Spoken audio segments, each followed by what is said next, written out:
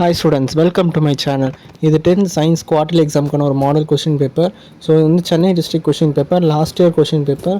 So இந்த மாதிரி எல்லா கொஷின் பேப்பரும் நம்ம சேனலில் இருக்குது. ஸோ மறக்காமல் நம்ம சேனலை சப்ஸ்கிரைப் பண்ணிட்டு இந்த வீடியோ லைக் பண்ணிட்டு பார்த்தா இந்த வீடியோ எல்லாருக்குமே போகும். மறக்காமல் லைக் பண்ணுங்கள். ஸோ சயின்ஸ் பொறுத்தளவுக்கு உங்களுக்கு வந்து 30 மார்க் உங்களுக்கு ப்ராக்டிக்கல், 25 மார்க் ப்ராக்டிக்கலில் வந்துடும். ஸோ அதை தாண்டி உங்களுக்கு 75 மார்க்ஸை நீங்கள் தியராட்டிக்கலாக எழுத வேண்டியது இருக்கும். அந்த தியராட்டிக்கலாக உங்களுக்கு 1 மார்க் தான் ரொம்ப மேஜரான ஒரு கீ. நீங்கள் 1 மார்க் தான் முக்கியமாக ஃபோக்கஸ் பண்ணி படிக்க வேண்டியது இருக்குது. ஸோ 1 மார்க் வந்து ஃபஸ்ட்டு 1 மார்க் படிச்சுக்கோங்க. 1 மார்க் படித்து வச்சுக்கிட்டு அதுக்கப்புறம் மற்றதுக்கு போங்க. ஸோ நான் படிக்கும்போது வந்து 1 மார்க் வந்து மேக்ஸிமம் ஒரு 3 சயின்ஸில் கேட்பாங்க, 3 வந்து புக்கிங்கில் கேட்டுருவாங்க கண்டிப்பாக. ஸோ அடுத்தபடி பார்த்தா இந்த 2 மார்க் 2 மார்க் நீங்கள் அட்டன் பண்ண வேண்டியது இருக்கும். 7th சாப்டரில் உங்களுக்கு வந்து இந்த மாதிரி மேட்சஸ்ஸு, ஸோ எங்கெங்கெல்லாம் மேட்சஸ் இருக்கோ இந்த ஓம்ஸ்லாம் ரொம்பவுமே இம்பார்ட்டண்ட்டு. அதுக்கப்புறம் 2nd சாப்டர் ரொம்ப இம்பார்ட்டண்ட்டு, அந்த ஐ பற்றி வர்றது. அதுக்கப்புறம் ரஸ்ட்டும் ரொம்பவுமே இம்பார்ட்டண்ட்டு. அதுக்கப்புறம் 11th சாப்டரில் வர அந்த சுகர் பற்றி வரும்னு நினைக்கிறேன், அது இம்பார்ட்டண்ட்டு. ஸோ 20 பயாலஜியும் இம்பார்ட்டண்ட் தான்.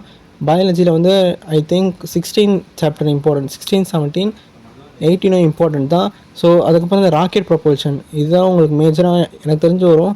எல்லா எக்ஸாம்லேயும் கண்டிப்பாக அப்படியே கண்டினியூஸாக வந்துக்கிட்டே இருக்குது. ஸோ இதில் வந்து 7 எழுதணும், ஒன்று வந்து 4 மார்க்கு. ஸோ அப்படி பார்த்தீங்கன்னா உங்களுக்கு ஃபிசிக்ஸு ஃபஸ்ட் லெசன் ரொம்பவுமே இம்பார்ட்டன்ட். ஃபஸ்ட் லெசனில் தான் எனக்கு தெரிஞ்சு ராக்கெட் ப்ரொபல்ஷன் கவர் ஆகும். அதுக்கப்புறம் 10th 11th சாப்டர் ரொம்பவுமே இம்பார்ட்டண்ட்டு. ஸோ அதை தாண்டி வந்து எங்களுக்கு வந்து ரெடியூஸ் சிலபஸ்னால நாங்கள் வந்து ஈஸியாக படிச்சிட்டோம். ஆனால் உங்களுக்கு இந்த 7 மார்க் வந்து ரொம்பவுமே ஒரு க்ரூஷியலாக இருக்கும். ஏன் க்ரூஷியலாக இருக்கும்னு சொல்கிறேன்னா, உங்களுக்கு 7 மார்க் பார்த்தீங்கன்னா உங்களுக்கு வந்து ஒன்று ஃபிசிக்ஸ்லேருந்து ஒரு பார்ட் கேட்பாங்க, பயாலஜிலேருந்து ஒரு பார்ட் கேட்பாங்க, கெமிஸ்ட்ரிலேருந்து ஒரு பார்ட் கேட்பாங்க. ஸோ கெமிஸ்ட்ரிலேருந்து கேட்கும்போது நீங்கள் வந்து ஈக்குவேஷனோட சேர்த்து படிக்க வேண்டியது இருக்கும்.